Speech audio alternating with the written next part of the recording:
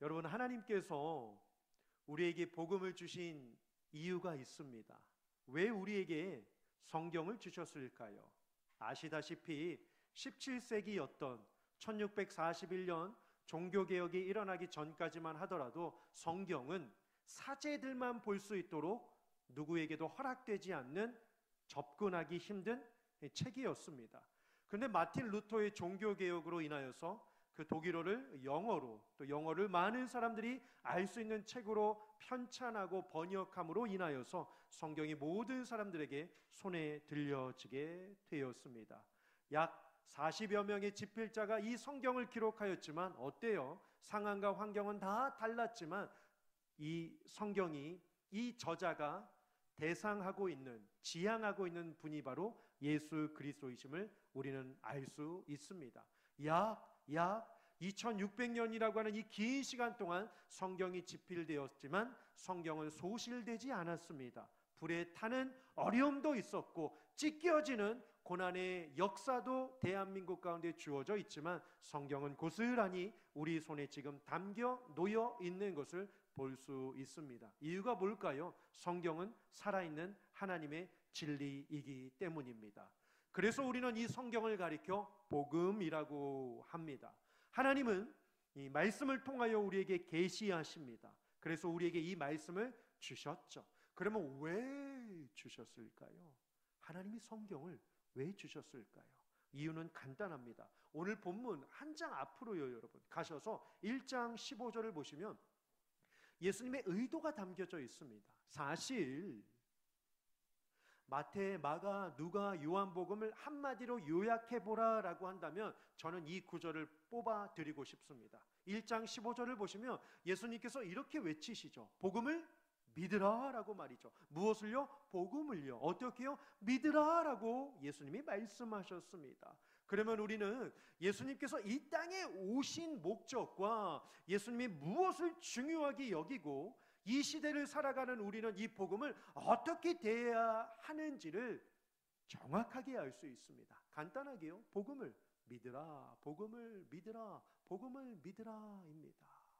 이에 예수님은 이 땅에 오셔서 다른 일 하지 않으셨습니다. 오직 무엇을요? 복음을요. 어떻게요? 믿도록 전파하신 것을 성경은 하나하나 기록하고 있습니다. 오늘 본문 구절이요, 2장 1절을 보시면 어때요? 수일 후에라고 기록을 하고 있습니다. 마찬가지요. 그렇습니다. 예수님은 이 많은 일들을 행하시는 것을 멈추지 않으셨고 수일 후에 다시 가버나움으로 오셔서 복음을 전하는 일을 멈추지 않았던 것을 마가 사도는, 제자는 기록하고 있습니다. 그러면요, 잠시요, 그 전에 수일 후라고 한다면 이 수일 동안 예수님은 복음을 믿으라 라고 하시면서 어떠한 일을 하셨는지 우리 잠깐 한번 살펴보도록 하겠습니다. 자, 1장에 보시면 6가지의 사건을 예수님께서 이 땅에 오셔서 행하심으로 말미암아 복음을 믿으라 라고 주장하시게 되는데요, 첫 번째 사건입니다. 1장 7절 화면 한번 보실까요? 예수님이 오셨어요. 오신 이유가 무엇일까요? 구약 때부터 하나님이 천지를 창조하신 때부터 복음을 믿으라고, 하나님의 선지자의 말씀을 들으라라고 하였지만 악한 영들은 듣지 못하게, 하나님을 예배하지 못하게, 예수 그리스도를 닮아가지 못하도록 방해하는 일들이 얼마나 많이 있었는지 모릅니다. 그래서 예수님께서 이 땅에 오셔서 하신 것이 무엇일까요? 복음을 믿게 하시기 위하여 분열되어 있는 수많은 것들을 어떻게 해요? 수종들게 합니다. 한마디로요, 순종하게 합니다. 더 나아가서요, 통치하는 분이 만왕의 왕 되신 하나님의 아들, 하늘과 땅의 권세를 가지신 예수 그리스도만이 하실 수 있음을 6가지의 사건을 통해서 1장에, 마가복음 1장에 예수님께서 보여주시게 되죠. 첫 번째 일은요, 세례 요한이 수종을 들어요. 단순한 세례 요한이 아니라 이 세례 요한은요, 대표성을 띠고 있습니다. 어떠한 대표성일까요? 구약에 하나님께서 보내신 선지자들을 대표하는 격으로 지금 말씀을 하고 있는 거예요. 그가 뭐라고 이야기를 합니까? 나는 지금 물로 세례를 주는데 장차 오실 예수 그리스도는 물과 성령으로 세례를 줄 터인데 나는 그분의 신발끈을 풀 수도 없을 만큼 아무것도 아닌 자입니다 라고 이야기를 합니다. 사람들은 오해했습니다. 세례 요한이 메시아인 줄 알았죠. 하지만 그는 뭐라고 고백합니까? 나는 소리요, 빈들에서 외치는 자의 소리요, 주의 길을 예비하는 자입니다 라고 그는 고백하게 됩니다. 예수님의 등장하심으로 모든 사람들이 세례 요한을 우러러 보았지만 세례 요한이 겸손함으로 예수님께 엎드리게 되자 그 옆에 있는 사람들은요, 저절로 자연스럽게 예수님께 수긍할 수밖에 없는 현실이 눈앞에 쫙 펼쳐지게 됩니다. 많은 사람들이 놀랐겠죠. 이어지는 두 번째 사건입니다. 사람의 영역이 아닌 두 번째 화면입니다. 누가 수종을 들었다고요? 천사들이 수종을 들어요. 1장 13절을 보시면 예수님께서 40일 금식을 마치시고 천사들에게 수종을 들으셨더라라고 이야기를 하고 있습니다. 이게 웬일입니까? 사람이 건드릴 수 있는, 사람이 컨트롤할 수 없는 영역인데 예수님이 오시자마자 가장 높이 보였던 세례 요한, 그리고 천사들의 영역까지도 예수님이 통치하시는 장면을 통하여 무사람들이 놀라게 되는 장면이 1장에 기록되어 있습니다. 왜요? 예수님이 오셨기 때문이죠. 이어지는 세 번째 사건입니다. 1장 20절이에요. 무사람들이 제자가 돼요. 방황하고 그 배를 타는 것이 최고인 줄, 돈을 버는 것이 최고인 줄, 자기의 목적을 이루는 것이 최고인 줄 알았던 그 한 사람 한 사람에게 찾아가셔서 하나님 나라를 설명하시고 나를 따르라 라고 하자 제자들이 어떻게 되죠? 1장 18절과 20절을 보시면 반복되는 단어가 있습니다. 따르니라, 따라가니라. 심지어 어떻게 해요? 배와 부침과 그물을 다 버려두고 예수님 앞에 굴복하여 순종하는 장면이 이 세 번째로 기록이 되어 있습니다. 점점 사람들과 천사들과 선지자들이 주님 앞에 엎드리기 시작합니다. 이어지는 네 번째요. 더 놀라운 광경이죠. 네 번째 장면은 1장 27절부터 한 가지 에피소드입니다. 예수님이 뭘 다스리시죠? 귀신 들린 자를 쫓아내어 그 귀신의 악한 영까지도 예수님께서 통치하시는 장면이 기록이 되어 있습니다. 왜요? 만왕의 왕이시니까요. 인류의 유일한 구원자가 되시기 때문입니다. 그는 하나님의 아들이시기 때문에 악한 영도 쫓아낼 수 있는 권세를 지니신 분이셨기 때문입니다. 보시면 1장 27절 네 번째 이 문장 하반절 보시면요, 순종해요. 더러운 귀신들에게 명하게 되니까 그들까지도 순종하였더라라고 이야기를 합니다. 여기서 멈추질 않아요. 다섯 번째입니다. 1장 31절입니다. 사실 이건 쉬운 문제가 아니죠. 뭘까요? 질병까지도 예수님이 다스리십니다. 어느 날 베드로의 장모님이 열병에 시달리자 베드로가 예수님을 모시고 집에 가게 되죠.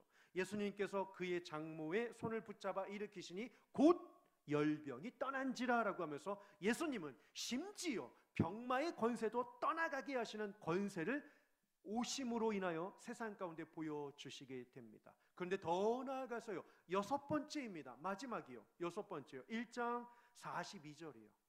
무슨 수를 써도 할 수 없는, 누구를 동원해도 고칠 수 없는 이 불치병 걸린, 나병 걸린 환자를 예수님이 고쳐주심으로 말미암아 그가 깨끗해지는 사건을 1장에서 기록하고 있습니다. 여러분 한번 돌이켜 보십시오. 선지자들을 굴복시키고 귀신 들린 자를 떠나가게 하고 천사의 영역을 다스려 가시고 병마의 일들을 깨끗하게 하시고 불치의 사건들을 아주 온전케 하신 이 예수님의 사건. 근데 성경에 예수님이 오신 가장 중요한 한 가지 일을 마가복음 1장은 빠뜨리고 있습니다. 우리는 알죠. 예수님께서 이 땅에 오신 이유를 우리는 잘 알고 있습니다.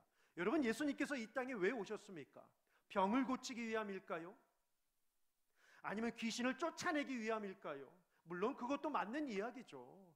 불치의 병을 고쳐주기 위하여, 죽은 나사로를 살려주시기 위하여, 물이 변하여 포도주가 되기 위하여, 거친 풍랑을 잠잠케 하기 위하여, 기적과 이적을 보여주시기 위하여 예수님께서 이 땅에 오신 것이 다일까요? 아니요. 왜 오셨습니까? 인간이 해결할 수 없는 그 문제를 해결하기 위하여 예수님이 오셨습니다. 아무리 인간의 노력과 인간의 공로를 통하여 없애고 싶지만 없앨 수 없는, 지우고 싶지만 사라지지 않는, 해결하고 싶지만 깨끗해지지 않는 이 한 가지 문제를 해결하기 위하여 예수님이 오셨습니다. 우리는 그것을 가리켜 한 단어로 답을 할 수 있습니다. 뭐죠? 지금도 병이라고 하시는 분은 주무시는 분이시고, 뭐예요? 뭘 해결하기 위하여 오셨습니까? 그러면 2장 1절부터 발생하고 있는 이 사건은요, 아니 예수님이 뭐 이거 고치고 이거 고치고 이거 고치고 그만 이야기하면 되지 뭘 또 이야기해 라고 생각할 수 있겠지만 2장 1절부터 이 12절의 사건은요 너무나도 중요한 사건입니다. 예수님의 기적과 이적도 중요하지만 그 마지막 이 한 가지를 드러내기 위한 또 다른 교보제인 것을 우리는 알 수 있게 됩니다. 본문으로 한번 들어가 보실까요? 자, 2절이에요. 1절입니다. 1절이에요. 예수님께서 집에 다시 들어오셨습니다. 다시 들어오셨어요. 누구 집일까요, 여러분?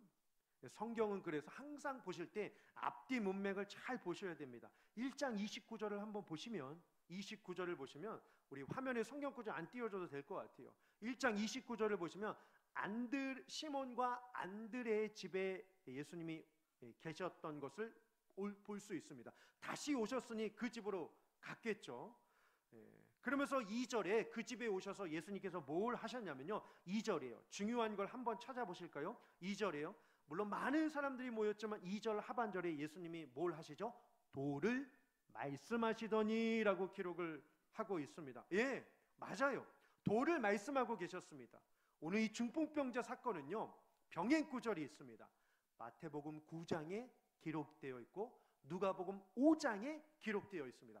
마태복음 9장, 마가복음 2장, 누가복음 5장에 기록되어 있어요. 마가복음은 단순한 사건을 일목요연하게 기록했기 때문에 장수가 16장밖에 되지 않습니다. 하지만 마태복음은 사건을 장황하게 늘어놓고 있기 때문에 28장, 누가복음 26장 되어 있습니다. 그러면 이 힌트를 어디서 얻을 수 있냐면 무슨 도를 전했는지 우리는 알아야 하니까요. 마태복음 9장에 이 사건이 기록되어 있는데요, 예수님께서 그 앞선 장에서 뭘 하셨냐면 5장, 6장, 7장에서 예수님이 하신 사건이 있습니다. 우리는 그것을 가리켜 산상수훈이라고 이야기를 합니다.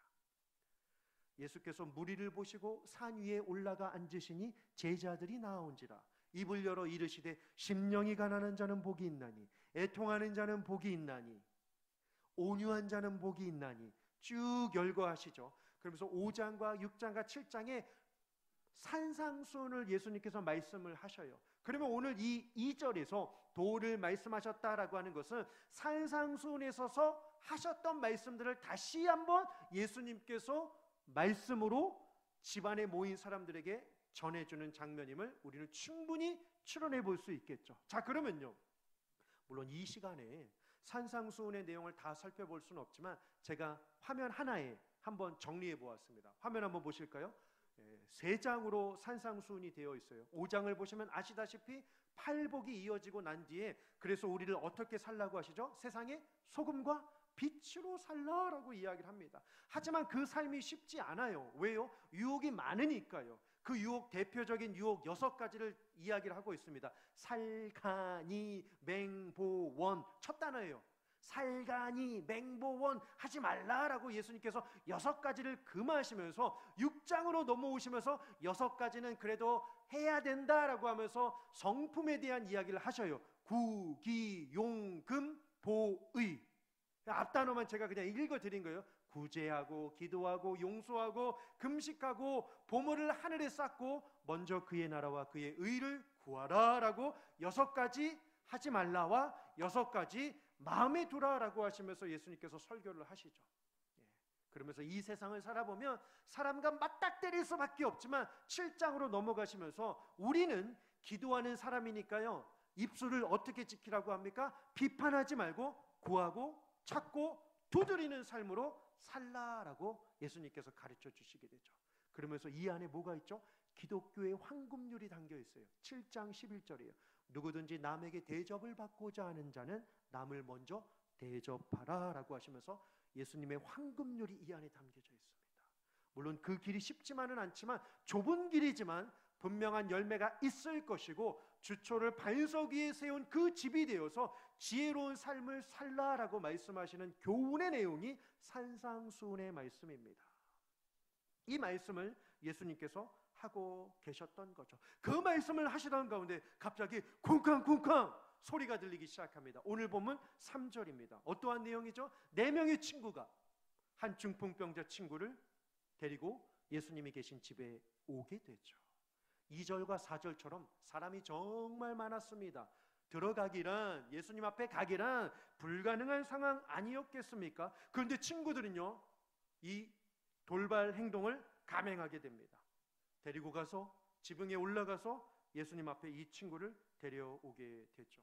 어쩌면 무모한 행동이었겠지만 그만큼 그들이 간절했기 때문 아니었겠습니까, 여러분?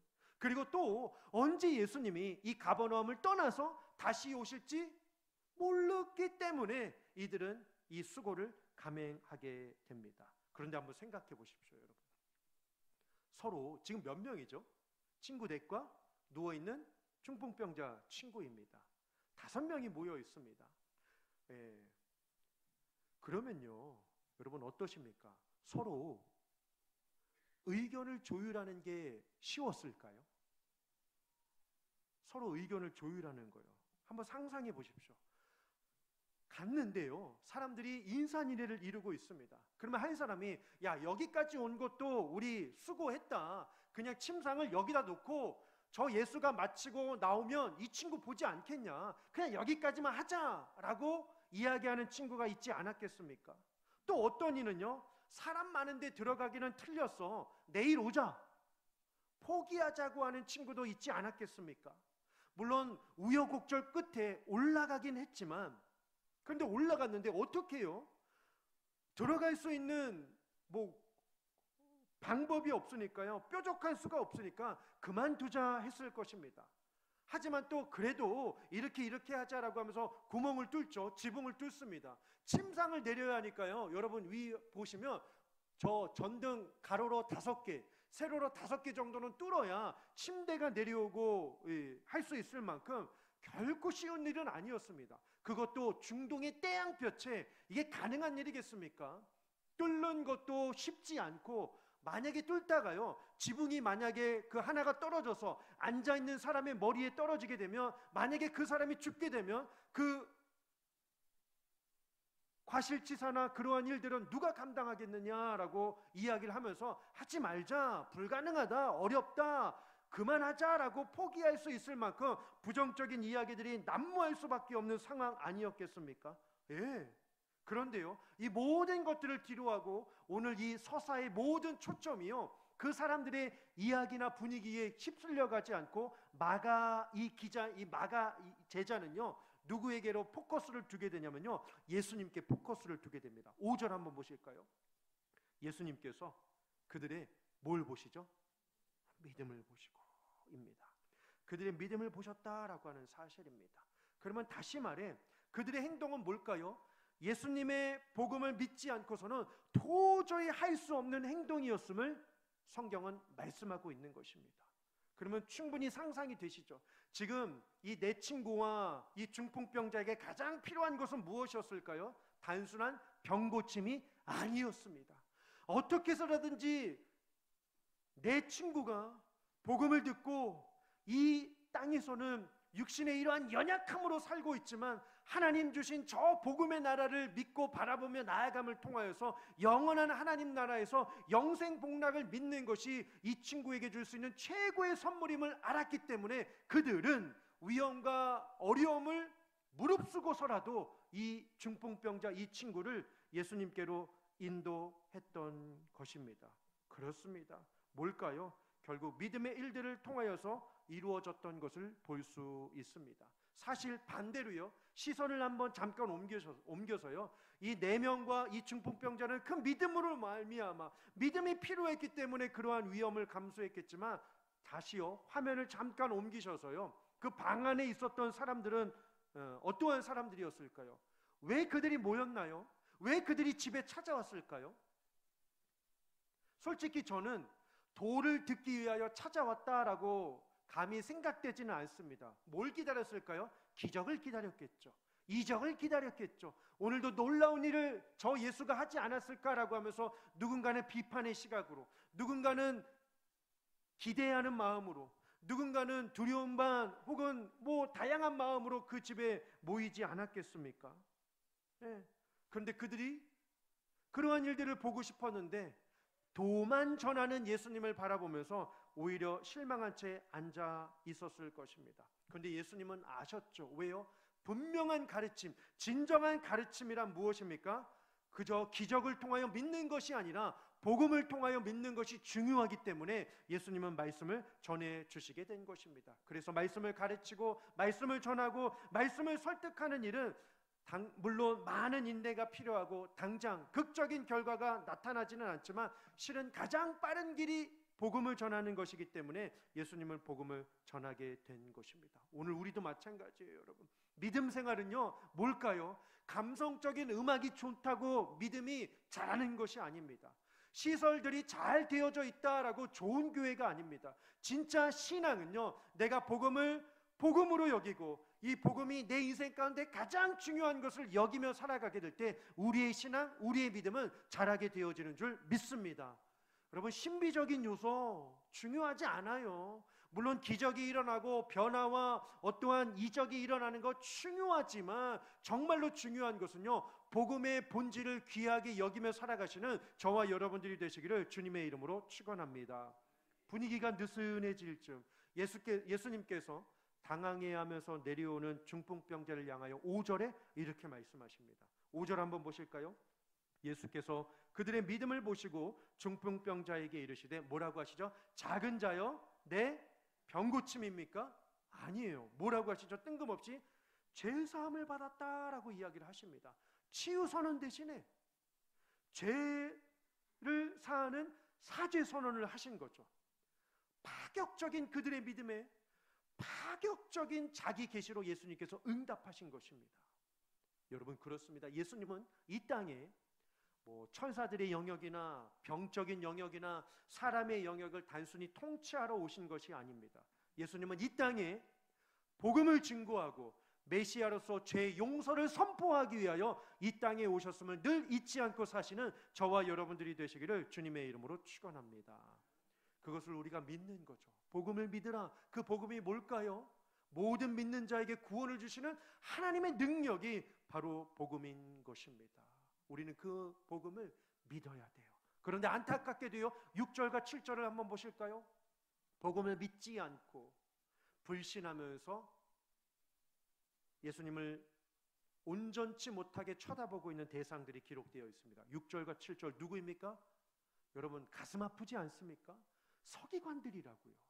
하나님의 말씀을 기록하고 하나님의 말씀을 증거하고 하나님의 말씀을 나누고 하나님의 말씀을 전해야 될 이 서기관들이 하나님의 말씀에 응답하고 아멘하며 확신하며 그리스도의 말씀이 충만하여서 피차 권면하고 피차 온전하게 되며 피차 시와 찬미와 신령한 노래로 서로 화답해도 모자를 이 서기관들이 그들의 마음속에 뭘 하고 있습니까? 의심하면서 많은 무리들이 있는 사이에서 뭘 하고 있습니까? 뭐라고 해요, 여러분? 한번 보실까요? 7절이에요. 어떻게 이렇게 말할 수 있습니까? 예수님을 향하여 뭐라고 하죠? 신성모독이로다. 신성모독이로다라고 이야기를 합니다. 물론 유대인들에게 죄사함의 문제는 오직 하나님의 주권이었습니다. 지붕을 뜯으면서까지 예수님 보기를 원했던 사람들의 믿음과 대조적인 이 태도. 그래서 오늘 설교의 제목이요, 믿음으로 이끄는 자입니까? 아니면 불신으로 이르는 자입니까? 라고 하는 주제를 우리가 함께 고민해보고 있습니다. 결국 이 신성모독은요, 이 복음서를 끝까지 관통하는 중요한 이슈가 되고 있지 않습니까? 이에 예수님께서 즉시 그들의 내면을 꿰뚫어 보시면서 공개적으로 두 가지 질문을 하셔요. 8절에 하나, 9절에 하나 질문을 하시죠. 8절에요. 어찌하여 이것을 마음에 생각하느냐? 뭘까요? 왜 아직도 불신하느냐? 왜 예수님이 내가 이 땅에 와서 이 일을 행해야 될 사람인 것을, 주인인 것을 왜 아직도 불신하느냐라고 하면서 8절에 예수님이 반문하셔요. 9절은 어떻습니까? 상을 들고 걸어가라는 것과 죄사함을 받았는 것, 그 둘 중 가운데 무엇이 쉽겠느냐라고 하시면서 예수님이 오히려 반문하시죠. 여러분, 둘 중 어느 것이 쉬울까요? 질문을 받은 대상은 둘 중 하나를 선택해야 합니다. 더 쉬운 것은 말하기 쉬운 것일까요? 아니면 결과가 쉽다는 것일까요? 사실 둘 다 고려해야 되지 않습니까? 상을 들고 가는 것은 곧바로 그 결과가 드러나는 것이기 때문에 말하기가 쉽지 않습니다. 물론 예수님은 예외시죠. 반면 죄사함은 결과를 즉시 확인할 방법이 없기 때문에 상대적으로 말하기가 더 쉬울 수 있습니다. 중요한 것은요, 예수님께서 죄사함에 대해 말씀하신 것은 사람들의 환심을 받으려고 하는 것이 아니었습니다. 뭐였을까요? 바로 자신이 누구인지를 보여주시기 위한 질문이었습니다. 예, 그렇습니다. 병을 고치는 것보다, 귀신을 쫓아내는 것보다, 천사의 영역을 다스리는 것보다도 더 놀라운 권세를 가지신, 바로 죄사함의 권세를 가지신 예수 그리스도이심을 보여주기 위한 사건이었다라고 하는 사실입니다. 결국 서기관들은 7절에 오직 하나님 한 분 외에는 누가 등이 죄를 사하겠는가라고 하는 이 7절의 퀘스천, 이 질문에요, 예수님은 10절에 딱 한 단어로 답을 하시죠. 누가 이 죄를 사하겠는가? 10절에 예수님이 누가 이 죄를 사할 수 있다라고 이야기를 합니까? 인자예요. 더도 말고 덜도 말고 자기 본인이 이 땅에 인간의 몸을 입고 오신 인자만이 이 일을 해결할 수 있다라고 말씀을 하십니다. 이로 인하여 예수님께서 중풍병자에게 11절에 뭐라고 하시죠? 일어나 내 상을 들고 집으로 가라라고 말씀하시자 즉시 그 사람이 일어나 무리 사이를 뚫고 집으로 돌아가게 됩니다. 특이한 점은요, 중풍병자가 이후에 어떻게 살았는지, 그곳에 함께 있었던 네 친구들이 어떠한 의견을 가지고 고백을 했는지 성경은 기록하고 있지 않습니다. 하지만 어디에 기록에 초점을 맞추고 있습니까? 죄를 사하는 권세를 가지신 인자가 되시는 예수 그리스도에게 성경이 초점으로 맞추어주고 있다라고 하는 사실입니다. 결국 불신으로 모였던 그들이 반신반의하며 난 기적을 보고 싶은데, 난 이적을 보고 싶은데 지루했던 그들이 복음을 듣고 복음으로 변화되게 되자 어떻게 됩니까? 12절이에요. 놀라운 기록이 있어요. 12절입니다. 그들이 다 놀라 어떻게 됩니까? 하나님께 영광을 돌리며 라고 이야기를 합니다. 예, 맞아요. 복음을 받아들이는 사람들이 나타나는 자연스러운 행동이 바로 이 행동입니다. 하나님께 영광을 돌리며 라고 말이죠. 그렇습니다. 여러분, 복음의 본질이 우리를 통하여 드러나게 된다면 세상은 우리를 통하여 예수 그리스도를 발견하며 놀라게 될 줄 믿습니다. 특별히 이 시대 가운데 여러분 곁에서 아직 복음을 알지 못하고 방황하는 자들이 있다라고 할지라도 언젠간 하나님께서 여러분들을 도구로 삼아주셔서 그들이 오늘 본문에 등장한 사람들처럼 하나님께 영광을 돌리며 예수 그리스도를 주라고 시인할 그날이 반드시 찾아올 것을 믿고 살아가시는 저와 여러분들이 되시기를 주님의 이름으로 축원합니다. 오늘 설교 마지막 결론 골로새서 3장 16절 17절 보시고 말씀을 마치도록 하겠습니다. 중요한 원리가 담겨져 있어요. 우리 안에 성령 충만해야 되는 것, 우리 안에 영적인 부흥을 사모해야 되는 것이 바로 말씀인데요, 이 말씀이 들어오게 될 때 결국 나타나는 결과가 피차라고 하는 것에 주목하시면서 한번 보실까요? 우리 다 함께 16절 17절 합독하시고 마치겠습니다. 시작. 그리스도의 말씀이 너희 속에 풍성히 거하여 모든 지혜로 피차 가르치며 권면하고 시와 찬송과 신령한 노래를 부르며 감사하는 마음으로 하나님을 찬양하고 또 무엇을 하든지 말에나 일에나 다 주 예수의 이름으로 하고 그를 힘입어 하나님 아버지께 감사하라. 아멘. 이 말씀이 저와 여러분들에게 능력으로 임하게 될 줄 믿습니다. 기도하시죠.